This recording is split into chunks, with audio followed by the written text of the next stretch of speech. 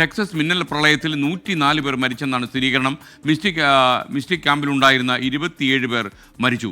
11 പേരെ ഇനിയും കണ്ടെത്താനുണ്ട്. അതിനിടെ ടെക്സസിൽ വ്യാപകമായ മഴയ്ക്ക് സാധ്യതയുണ്ടെന്ന് കാലാവസ്ഥാ മുന്നറിയിപ്പും വന്നു.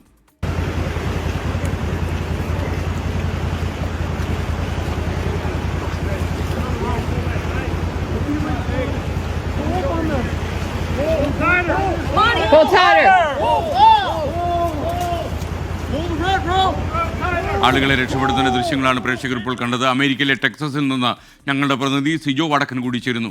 ഗുഡ് മോർണിംഗ് സിജോ വടക്കൻ. എനിക്കറിയാം അമേരിക്കയിൽ ഇപ്പോൾ ഗുഡ് ഈവനിംഗ് ആണ്. താങ്കൾക്കൊരു ഗുഡ് ഈവനിംഗ്.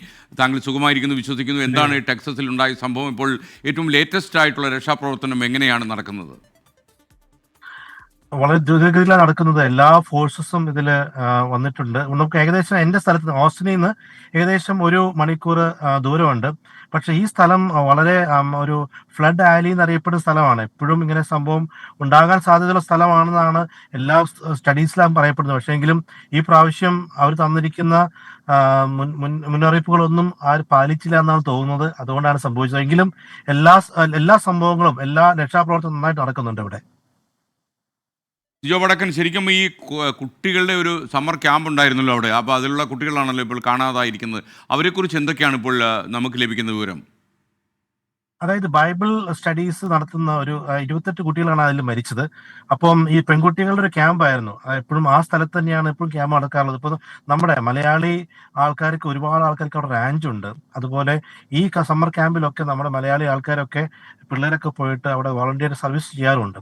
അപ്പം അവിടെ ഈ ചെറിയ ടെന്റ് ആയിട്ടാണ് വെച്ചിരിക്കുന്നത്. അത് വീടുകളായിട്ടല്ല അതിനെ വിഭാവനം ചെയ്തിരിക്കുന്നത്. അപ്പോൾ അതുകൊണ്ട് ടെന്റിൽ നിന്ന് ഈ പിള്ളേരെ ഒലിച്ചു പോവുകയും ചെയ്തത് ഈ സംഭവത്തിൽ. അതായത് അവരെ ക്യാമ്പറും ഒലിച്ചു പോയി. അതിന്റെ മെയിനായിട്ടുള്ള ആൾക്കാരെല്ലാവരും ഇതിൽ നഷ്ടപ്പെട്ടു എന്നുള്ളതാണ് ഏറ്റവും വിഷമിപ്പിക്കുന്ന അവസ്ഥ. മലയാളികൾക്ക് എന്തെങ്കിലും അത്യാഹിതമുണ്ടതായ വിവരമുണ്ടോ? അതോ മലയാളികൾക്കൊന്നും ആ സമയത്ത് അവരൊന്നും അവിടെ ഇല്ലായിരുന്നു എന്നാണോ നമുക്ക് ലഭിക്കുന്ന വിവരം?